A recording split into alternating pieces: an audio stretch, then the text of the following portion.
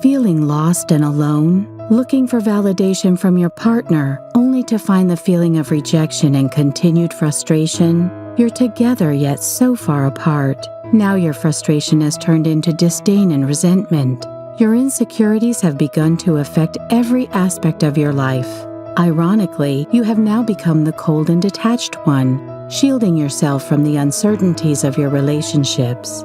Dr. April Brown has created Bringing Intimacy Back, a series of discussions that are designed to help you reclaim what you have lost along the way. Dr. April will help you rediscover and reconnect to the intimate relationship your heart so desires. Go to www.bringingintimacyback.com today and let the healing begin. Well, welcome to the Bringing Intimacy Back show, where intimacy is real. On this show, we aim to help you increase the intimate connections with your significant other, children, family, friends, networks, higher power. We give you the secret power to intimacy to create a life you love the life you create.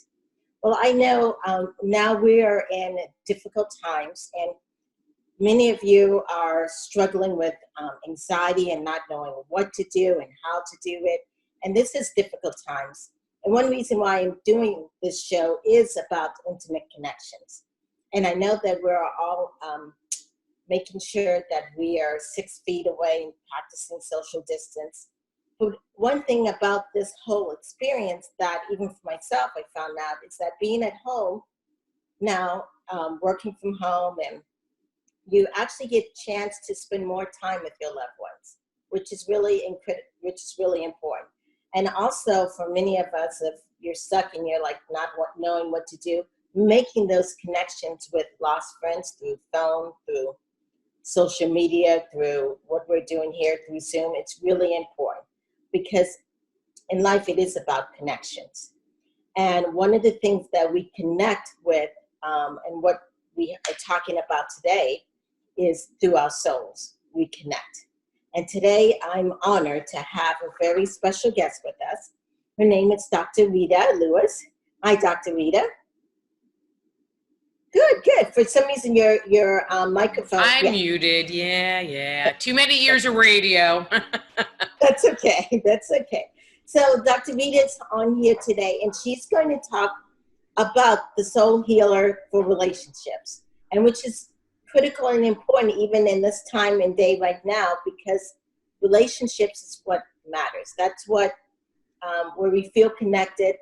That's how we're motivated. That's how we are doing a lot of things. It's not so much about what you have, what you don't have. And so let me give you a little bit about Dr. Rita. She is a survivor of childhood abuse herself. She has emerged as a gifted empath and a talented clairvoyant, medical intuitive. She's a natural physician and the founder of the Institute of Applied Energetics that trains students in the arts of medical intuition, intuitive counseling, and energy medicine. She has authored 6 books, produced several featured short films, and several featured length and short films. Dr. Louise has appeared on radio, television, and in movies, and has lectured on health and healing, ghosts, intuition, ancient mysteries, the paranormal, and her books and articles have a worldwide circulation. Thank you so much, Dr. Rita.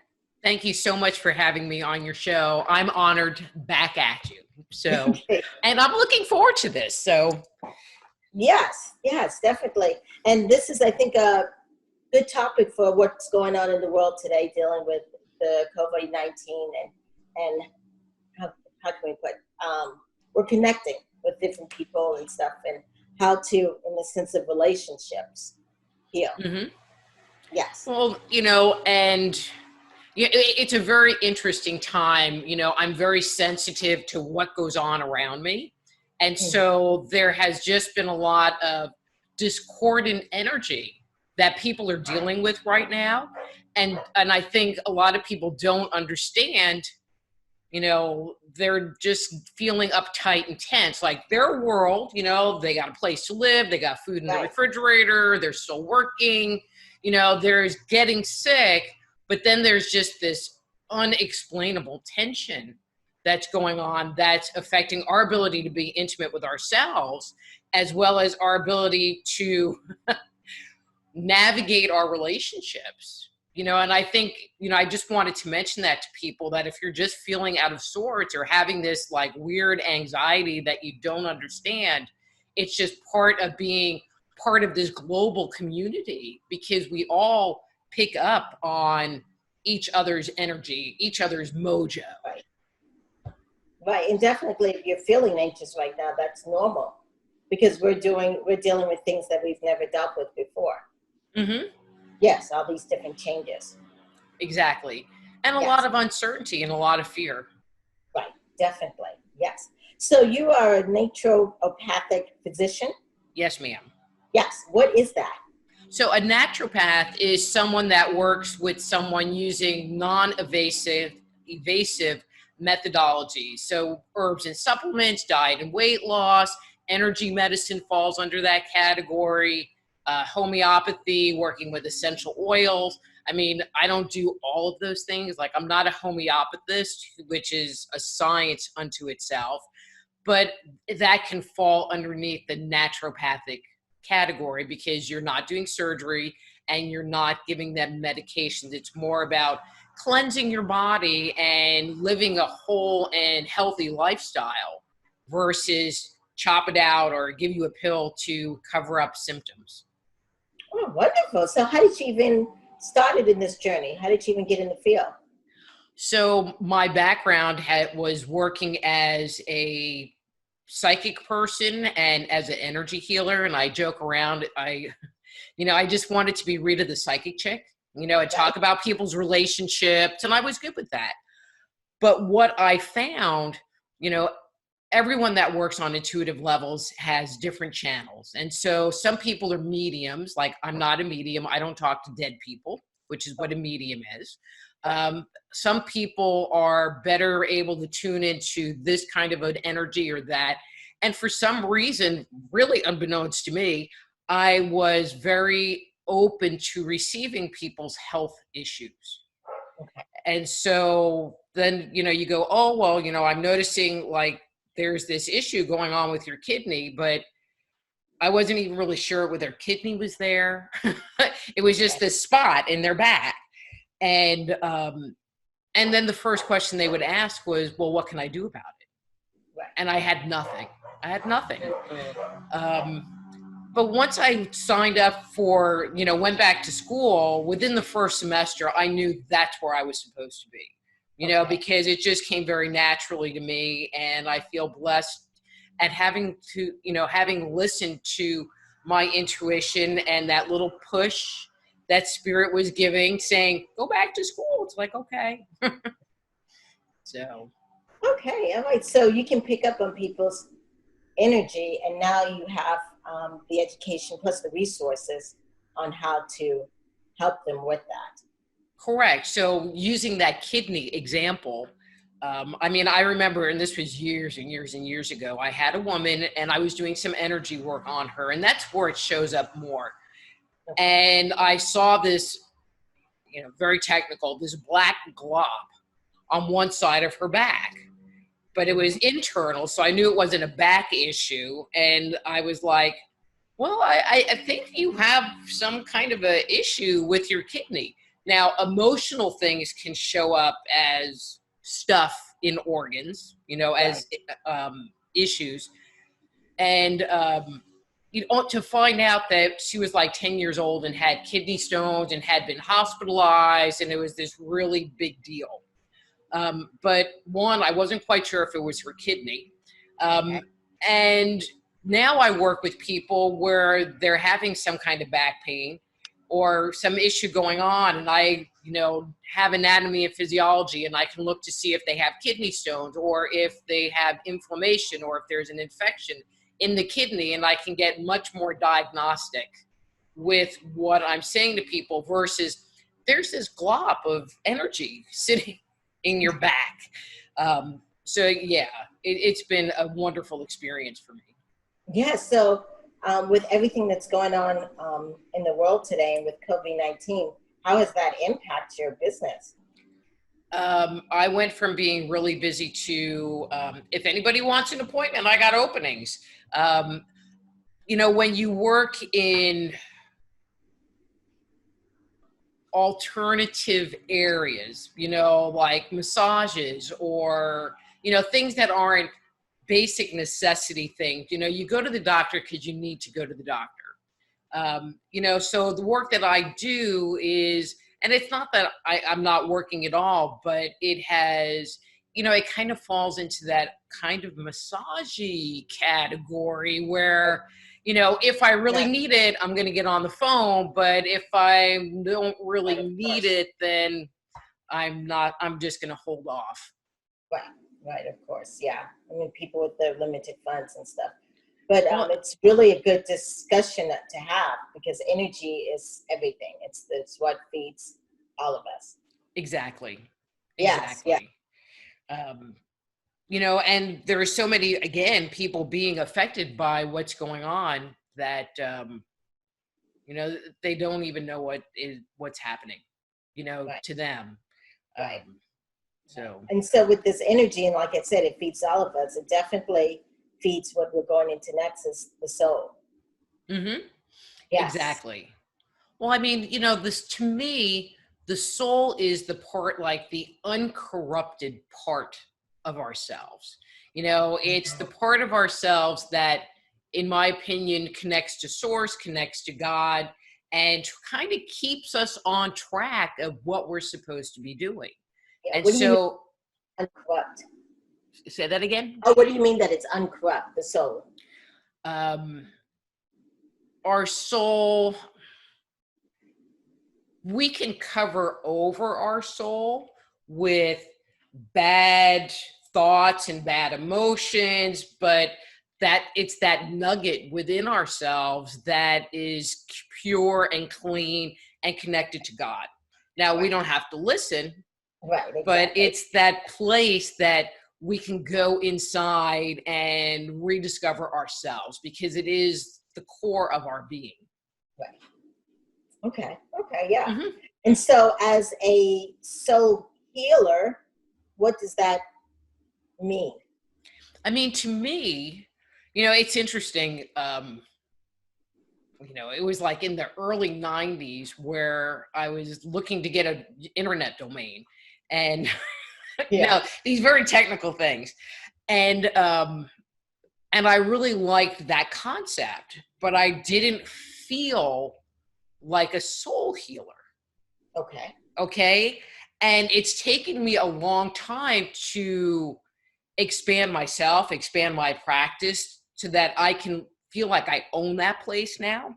Right. I mean, because to me, it is about working with all of our aspects, working with us physically, working with us emotionally, working with us spiritually, so that we can come back to being one with ourselves, become one with our soul, so that we can move forward from a place of authenticity and integrity.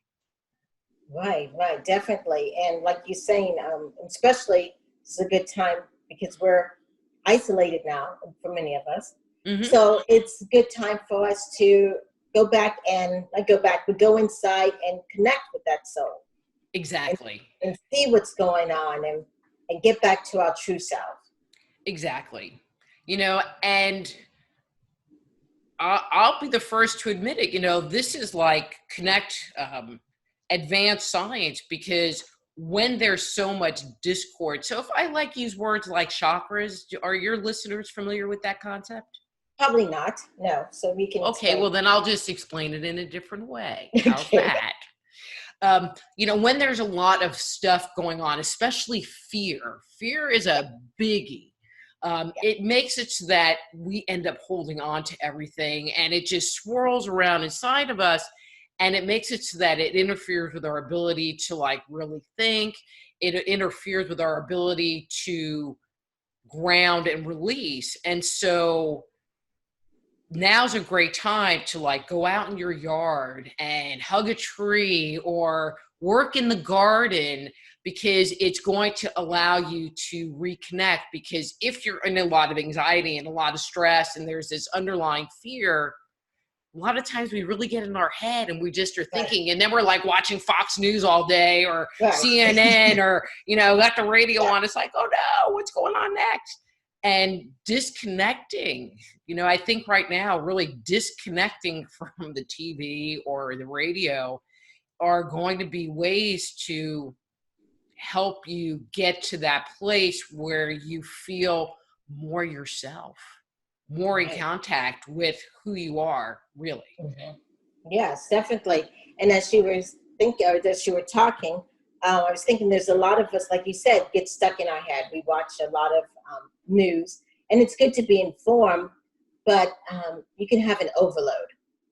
Exactly. And now, I mean, back in the day, news used to be, back in the day, you used to get news once a day, back in the 60s or whatever. But now we have news constantly. Mm-hmm. And so that just makes us, and especially with what's going on, makes us so anxious, and that just explode our thoughts. And so can you explain to us, how does the thoughts, the energy, the soul, how is all this connected into what you do and what you provide? Okay, that's a pretty big question. And so my goal is to help people feel good, whether it's mentally or physically or emotionally. And so many times people will approach me because they have a health concern going on, because, that's kind of what I put out. But one of the things that I have found in my work is that 85 to 90% of the issues that people present with, there's always something else going on. It's not just a physical thing. So, if you break your arm, you break your arm. If you have a surgery done, you had a surgery done. And if there are consequences to the surgery, you have, tight tendons or whatever, it's a very functional thing. But for the most part, when you're talking about cancer or kidney disease or diabetes or anything, there's always an emotional piece or a thought piece going on. And so I really work to help liberate people from what's going on inside of them so that they can experience radiant health, because we all want to feel good. And there's physically feeling good, but then there's just being happy and being whole with who we are. Okay. And because when I'm going to bring in a little intimacy thing, because when we're happy with who we are, we can be intimate with anybody. Exactly. Or make choices that I don't want to be intimate with you, and kind of take your next step. Exactly. Yes, definitely. So we're going to take a short break, but when we come back, we're going to talk about, like how you were saying, in the sense of being healthy.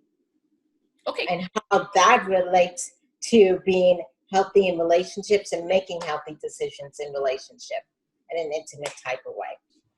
Here in the state of Florida, I am certified telemental health. So if you're having anxiety and you're really thinking about, oh my gosh, I need someone to talk to, please look me up, contact me, Dr. April at info@draprilbrown.com.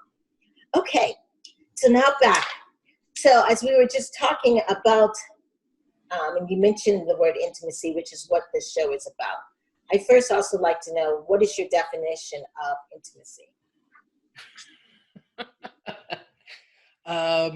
That's kind of evolving for me, and I'll just be upfront, as you read in my bio, I am a survivor of childhood abuse.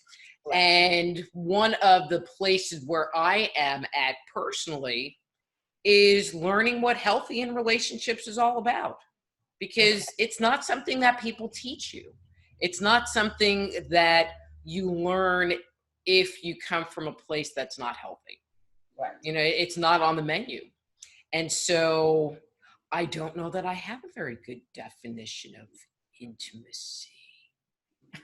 Okay. How's that? Yes. So, as we were talking about in the last little part, about being healthy ourselves, it's very important because that helps us make healthy choices in relationships. Exactly. Yes. And there's being physically healthy, but then there's also being emotionally healthy. Okay. And so I feel like, and I mentioned this earlier, this whole concept about being congruent with ourselves, with what's going on the inside is what we communicate to the world around us. So can I give a quick example? Yes. So I'm sure everyone listening has a friend who you get them on the phone or whatever, and they're like, blah, blah, blah, blah, blah, blah, blah, blah, blah, blah, blah. And 20 minutes later, they're still like, blah, blah, blah. And they don't stop talking. And so you're listening to this, and on the inside, so if you're congruent with yourself, then you would say to the person, I have to go. You cut the conversation short. You exert some kind of a boundary.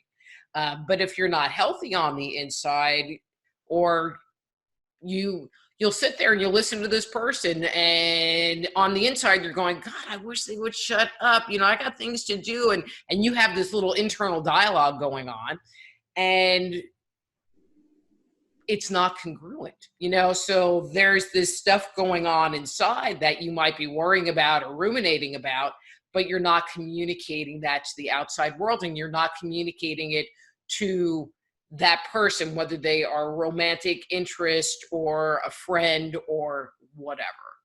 And so when we're healthy, we communicate what's going on inside of us to that other person, and have boundaries around what's acceptable behavior and what's not acceptable behavior from people that we're hanging out with.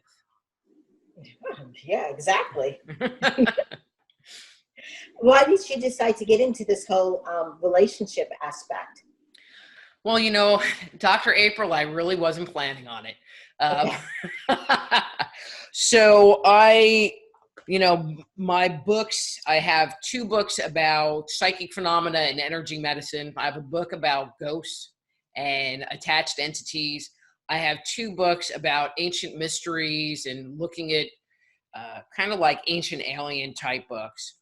And actually had just released a book actually at this point in time, it'll be 2 years ago in October. But I was in a relationship with a very dysfunctional man.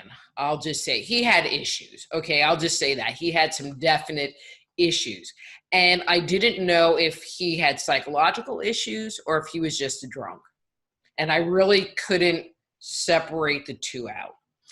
And so I got rid of him, but in trying to understand him and come and address him from a place of compassion, because if he had a mental health issue, then, there was possibility that he could get on some kind of medication or go to counseling, something, and so, but as part of my education process, I came upon the whole concept of narcissists, and was coming to find that he was pretty darn narcissistic.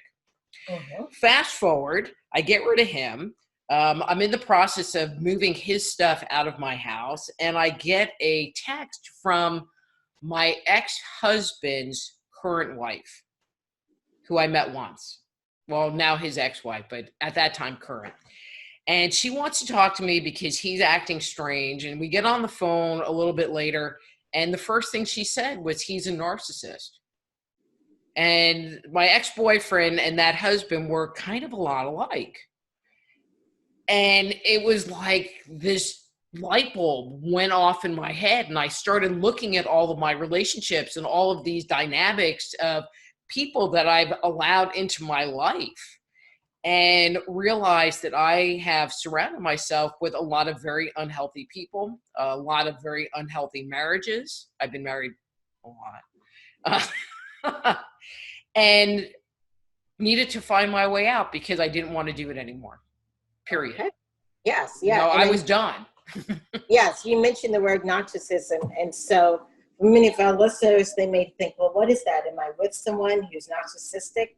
And a basic definition of a person who's narcissistic is someone who really cannot show empathy. They cannot really step in someone else's shoes. They cannot really feel what you're feeling. And there's really no type of medication to that you can take and have empathy. So many times those people struggle because they are only see life themselves, and many times they can be very abusive and very put people down and that kind of stuff. And so, as you were saying earlier, sometimes people kind of stay in that unhealthy relationship pattern, and you fall more into that if, as you were stating earlier, if you're not healthy yourself. Exactly. Yes. And I feel like, to be honest, the whole thing was actually pretty shocking to me because I've spent years working on myself, and I think I'm a kind of cool person, and I'm pretty upfront about most things. Right. But I didn't see that. It was just really shocking. Yes. I think what sometimes people make the mistake, and I see it a lot in therapy, where sometimes someone's trying to save another person. Mm-hmm. Oh, you stay in a relationship because you want to help that person become better. You want to help them become a better woman or a better man and this and that. And I'm a strong believer you cannot be someone's social worker and lover at the same time. In my case, I didn't know what healthy looked like. Oh, and I think people that come from dysfunctional families don't necessarily know what healthy looks like. Right. So you can't say, oh, well, if you're treating me this way, that's not right. Because society says to us, well, when you get married or you're in a committed relationship, you're supposed to work on it. Relationships are hard, but they don't tell you, but if they're a jerk, that you should be like, adios amigo, Right. And there has to be boundaries in a relationship. Mm-hmm. And times if you have a background of abuse, you struggle with boundaries. Boundaries? What are those? It's like, really? I have to, I don't really have an issue sharing. It was shocking to me. There was, like my pattern, but then it was shocking to me to realize that I could have a choice and say, you know what? I don't want to do that. This isn't good for me. And so I don't want to do this anymore. And I have to, wait for it. I have to love myself enough to say no. Oh, awesome. Yes. Do you know how many people struggle with just saying the word no? Yes. Yes. A lot. So to answer your question, that was why, I decided to delve into it because, my book, The Dysfunctional Dance of the Empath and Narcissist, it's not a memoir. But it was kind of my journey to understand what was going on. What was going on inside of me? What was going on in my relationships? Why was I choosing this? Because if I was understanding why I was choosing it, then it gave me the opportunity to not do it anymore and make a different choice. Because I think a lot of people don't realize they have a choice. Right, exactly. Yeah, you have a choice every day on how you treat yourself, and you have a choice on how you treat others. And sometimes you think you're not making a choice, you are making a choice. Yes. Yeah. But if you don't realize that, then you don't. Exactly. Yeah. So thank you for writing that book, because I think it's definitely going to help others. And we're going to take a short break, but when we come back, we're going to hear more from Dr. Rita on how to, let's say we're in these unhealthy relationships, how to heal from that, how to take our souls and connect it and start to love ourselves again. Okay, we're going to take a short break. During this difficult time that we are all facing, Many people are in need of someone to talk to. One option is speaking to a therapist to express your anxieties if you're feeling isolated or just need someone that will listen and help you with coping skills to get through. Dr. April Brown is now accepting new clients and is working with her existing clients through distance video counseling. The services are through a secure online HIPAA web-based practice management platform called Simple Practice. This technology can provide a secure two-way interactive video counseling session over the internet. For more information about video counseling, please email Dr. April Brown at info@draprilbrown.com, or you may call 239-565-6921. Thank you, and remember, we are all in this together. Hey, welcome back to the Bringing Intimacy Back show, where intimacy is real. We've been talking here and having a great conversation with Dr. Rita. And Dr. Rita, as we've been talking about unhealthy relationships, and that's, many times, sometimes it starts with people, of course, not loving themselves, something that they may have not learned how to do in childhood. And it goes all the way from there. So if one is finding oneself in a predicament where they're unhappy in their relationships, what are some things that they can work on? So one of the things that they can do is to, just take a step back. If there's a situation going on, just take a step back and go, well, what's true for me? What's going on in this dynamic? What, is it that they are doing something that is wrong or bad? Are they doing something that's just triggering something in me from my childhood? Because if I'm getting upset because,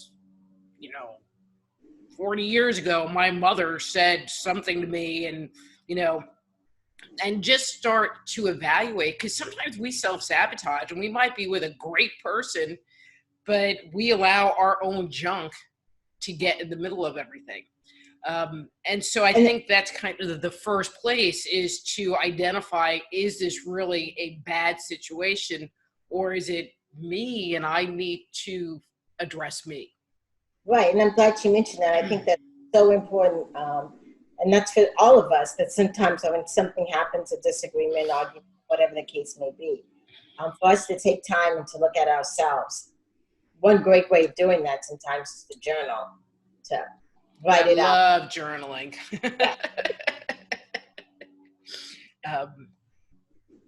Because I don't,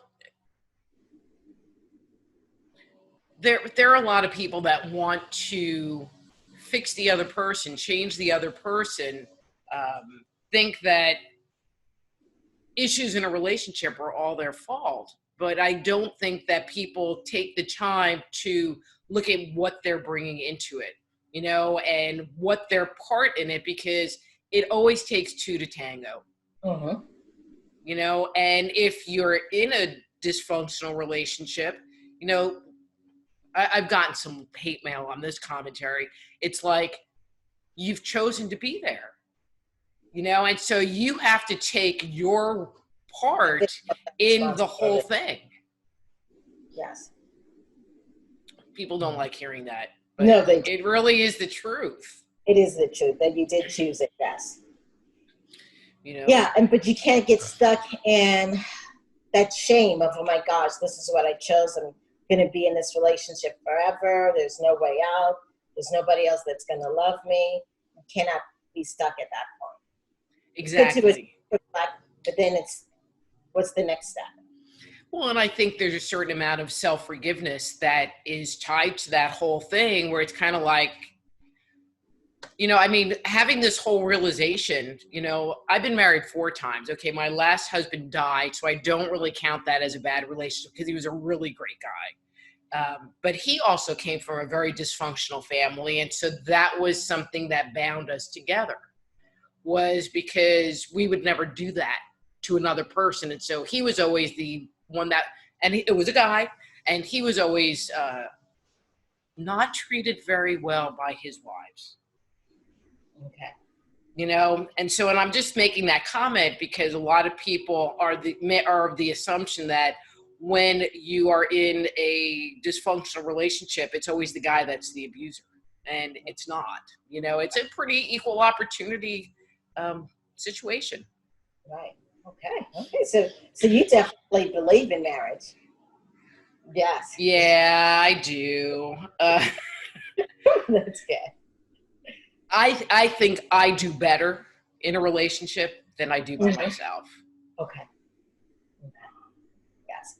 So once we, like you said, do the self-reflect, then we realize, hey, this is my part of it, and this is this person's part. You know, but once you have some clarity about what's going on, then you can make different choices. You can choose to stay. You can choose to communicate with the person. You can choose to go to counseling, or you can choose to cut your losses and go.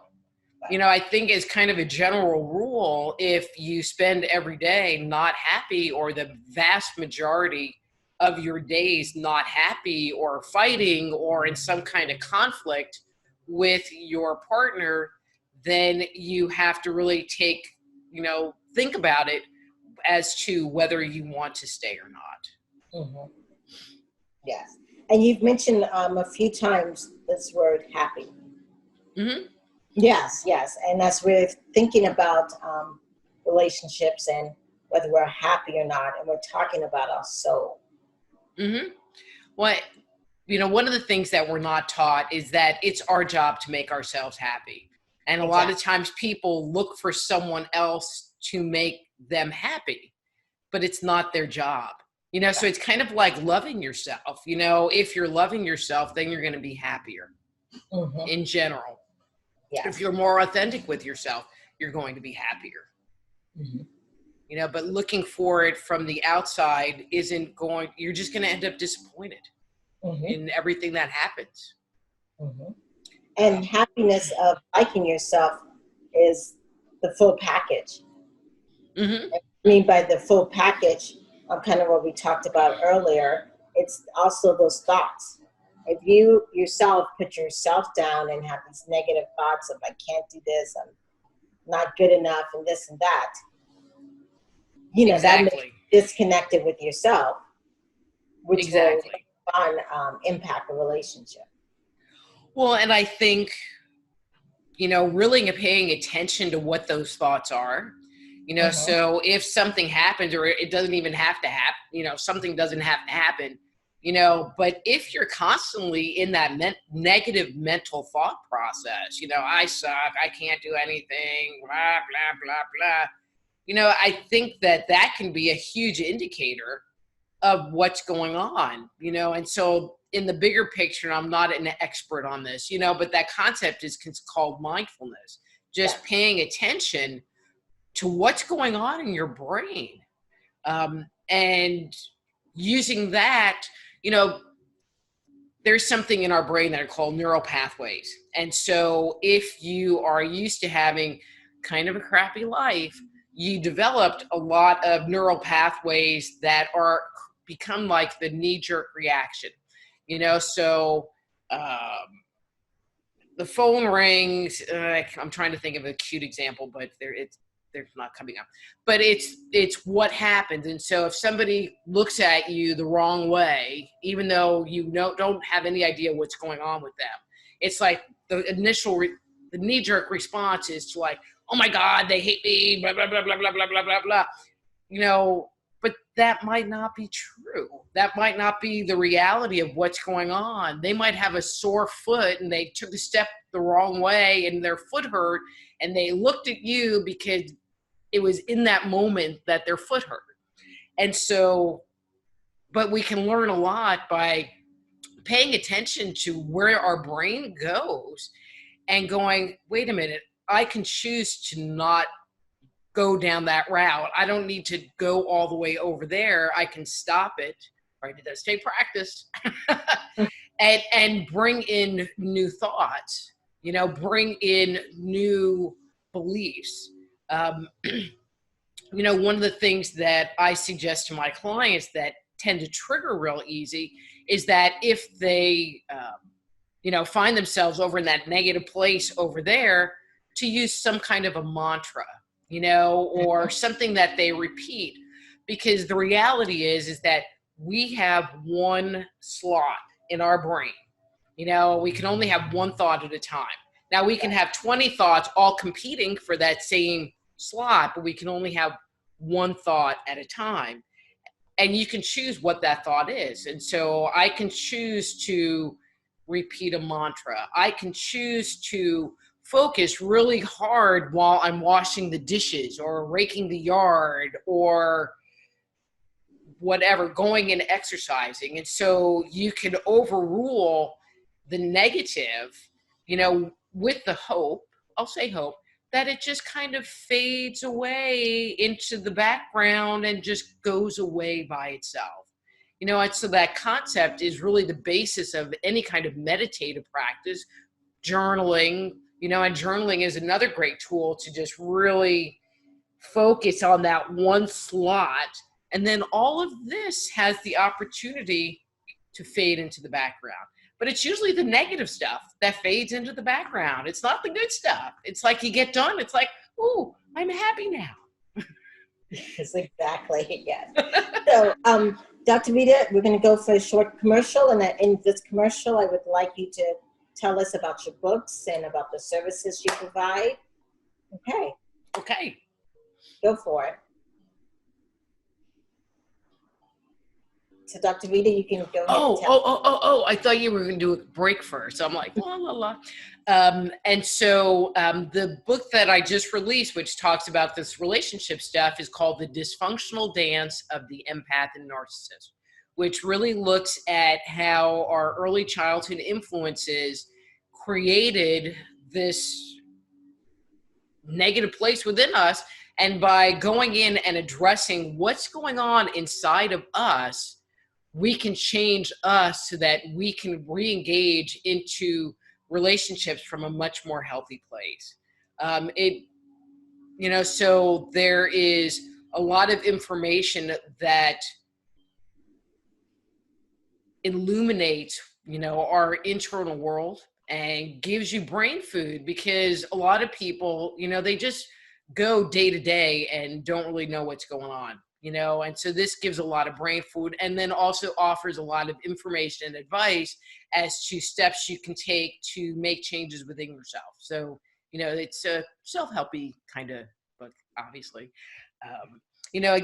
Earlier I was talking about my other books. Dark Angels is a book about ghosts, spirits, and attached entities. I have a book called The Power Within, which is about developing your psychic abilities using energy medicine as a modality. I have a book called Avoiding the Cosmic 2x4, which talks about subtle energy movement through the orange chakras and why we develop physical disease, with the goal of not getting sick, thus avoiding the cosmic 2x4. And then my other two ancient alien books are E.T. Chronicles, What Myth and Legends Have to Say About Human Origins, and Stepping Out of Eden. My webpage is soulhealer.com, soulhealer.com. Oh, welcome. Thank you so much for letting us know how we can find you and to get information about all the different books that you do and provide and stuff. And so how do you tie all this together? Like, is there, because I know that you do a lot of natural medicine. Mm-hmm. Do you tie that in with with helping people with unhealthy thoughts? Very much so. I mean, I have a lot of clients. I do a lot of energy work, which, helps to clear the subtle energy body. I do a lot of, and I'm going to say spiritual counseling with my clients and helping them to understand what those core beliefs are and what those limiting beliefs are that are keeping them caught from moving forward, whether it's in their relationships or their jobs or with their family or even on, again, physical levels, because there's always some core belief that's sitting inside as a nugget. And I think people don't understand. It's like, if you're being affected by core beliefs, then down the road, if you get sick, that core belief is going to show up somewhere in your body.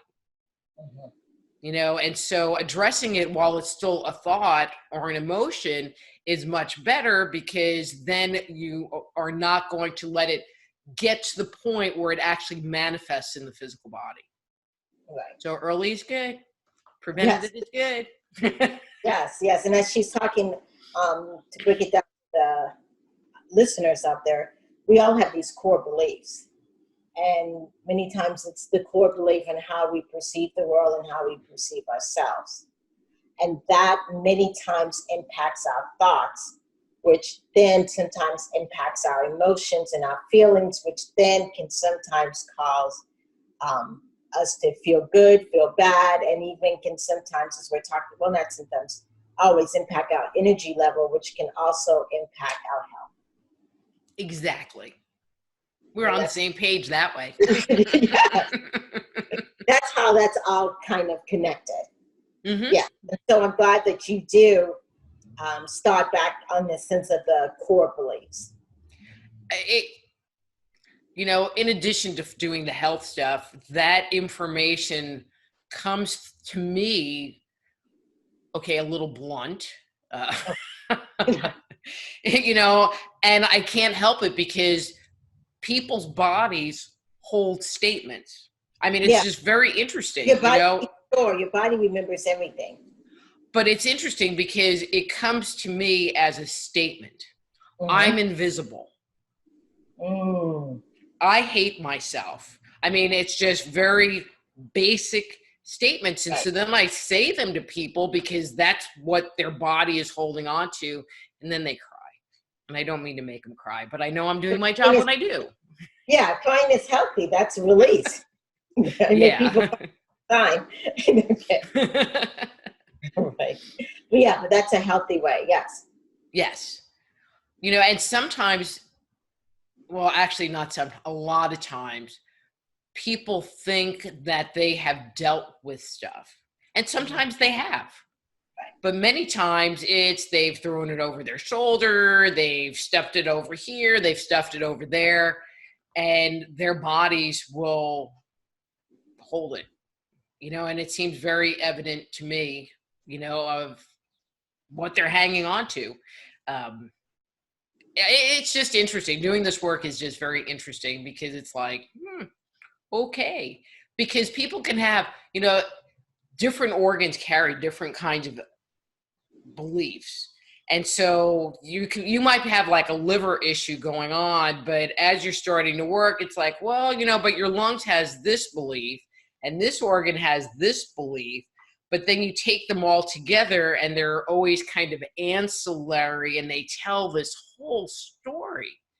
And what I find interesting is sometimes they might have, a gallbladder issue happening, but the real issue isn't that it's their gallbladder. That just happens to be the weak link. It might be that they have a lot of sorrow, or they have a lot of shame, or they, you know what I mean? That's sitting in their lungs, right. And so interesting stuff. Never know where you're going to go. Right. And just as people are now dealing with other COVID-19 and are, in their homes a little bit isolated, or they're out of their usual patterns, and maybe some of the stuff is triggering all the stuff that's starting. These thoughts, these beliefs, these pains. What would you advise should be some of the steps they should take toward healing? Because I think, at this point in time, the most important thing, like in this moment, is loving yourself and maybe giving yourself a little bit of slack. Is you really didn't bring this upon yourself. You didn't decide to have the world blow up around you. And yes, it's stressful, but it's not your fault. Right. You know? And so I think that that's like the first step is just, you know, having it be okay, you know, and then doing things to, if you're in that negative pattern, you know, that we were talking about, and you're just in that worry place and you don't know what you're going to do. It's like, spend some time journaling, spend some time with the TV off, just in a relaxing place, you know, go for a walk. All right. Some cities are shut down. We're not shut down. Thank God. We have social distancing, but we're not shut down. You know, but if you can go for a walk or, you know, anything to help let go so that you can find yourself again. Sometimes, especially with what's going on, is take a personal inventory. Do I have food to eat? Do I have money in the bank? You know, okay, if I hit no on any of these items, what do I need to do to remedy that? What can I do? What are my options? And then follow through on them. Because if you're just floundering around and going, oh my God, the sky is falling, you're not taking effective steps. You're just kind of whirling around in your own fear and insecurity and not doing anything productive or proactive to get out of it. Exactly. And you mentioned earlier, you know, if you're starting to worry and go, like you said, go crazy, you need to ground yourself and do what you said earlier, which is mindfulness. Say, hey, sometimes it's minute by minute. I'm safe now. Touch 5 things. See 4 things around you. Bring yourself to the present moment. I'm safe now. Now I'm safe. What can I do? What can I do to prepare? Yes, but not to, as you said, get so stressed out. You know, and one of the tools that I work with my clients is that I have them put their hand on their heart or their chest and go, what do I need to do now? You know, because to me, this is where our soul lives. And so it's like, what do I need to do now? What is my next step? And it only needs to be one little step, which might be make a phone call, which might, you know, it could be anything. And whatever that insight you get, just do it. I've given up arguing with myself a long time ago. It's just like, just do it. Just do it, yes. And have fun with yourself and laugh with yourself. Exactly. Be your best friend. And I think now more than ever, being your best friend is the most important. Sorry. That's okay. Yes, being your best friend is one of the most important aspects, and it definitely can help heal your soul, as we've been talking about today. Well, thank you so much for being on the show. Yes, if you're wanting to reach out to Dr. Rita, can you tell us again your social media? Sure. So you can find me on Facebook as Dr. Rita Louise on Facebook. I am Psychic Doc on Twitter. Don't do Twitter that much, but every so often. Or you can reach me via my webpage, soulhealer.com. And I am doing session work all remotely. So if you are having some stuff go on, feel free to give me a call. If you call, all right, I'm going to make a little disclaimer. You know, if you call and go, do I got COVID-19? I probably can't tell you because a cold and a flu manifests as a cold and a flu, and don't know. I can tell you whether you need to go to the doctor or not. How's that? You know, you're not dying, so. Yes. Okay. Thank you so much for being on the show, and listeners out there. I know all of us are in this time period where we are all scared. We don't know what's going to happen next. But one good thing about this whole thing is we're all in this together. You got to think about it. You're not alone. We're all in this together. And if you're starting to feel very anxious and stuff, I would strongly advise to limit your amount of news watching. It's important to be informed, but too much can make you stressed out, can make you anxious. Like she suggested, and I suggest also, get out and go take some walks. Also connect with people you haven't connected with before. This too, we will get through this together. If you need me, I'm always available. Like you can reach me, Dr. April Brown at info@draprilbrown.com. And Take care to the next time. All right, this has been the Bring It Intimacy Back show.